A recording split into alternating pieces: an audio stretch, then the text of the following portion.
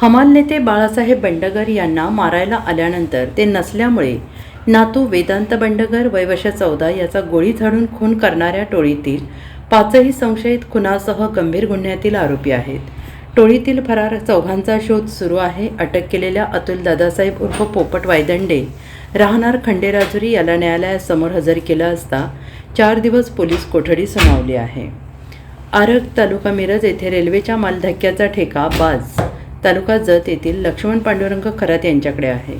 खरात यांनी हे काम सोडावे म्हणून संशयित निलेश गडदे मूळ राहणार हमालवाडी सध्या राहणार कुंभारी तालुका जत याने दबाव आणला होता. तसे त्याच्या घरात जाऊन पत्नी आणि मुलांना धमकावले. त्यामुळे खरात समर्थक एकवटले. त्यांना पाठिंबा देण्यासाठी सांगलीतून हमाल नेते बाळासाहेब बंडगर गेले. त्यामुळे गडदे चिडला होता. बंडगर यांना मारण्यासाठी तो साथीदारांना घेऊन जीपमधून सांगलीत आला.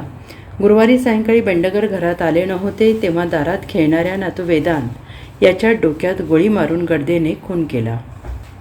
त्यानंतर तो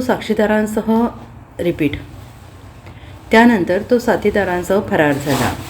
गडदे याच्या टोळीतील संशयित अतुल वायदंडे याला मिरज ग्रामीण पोलिसांनी अटक केली आहे. सध्या तो संजयनगर पोलिसांच्या ताब्यात आहे. शनिवारी त्याला न्यायालयासमोर हजर केलं असता 4 दिवसांची पोलीस कोठडी सुनावली आहे. गडदे आणि त्याचे 3 साथीदार फरार झालेले आहेत. त्यांच्या मागावर पोलिसांची 5 पथके आहेत. 2 दिवस त्याच्या शोधासाठी पोलिसांनी सर्वत्र छापे मारलेले आहेत, परंतु अद्याप त्याचा ठाव ठिकाणा समजला नाही. Bureau report SBN Marathi, Sangli.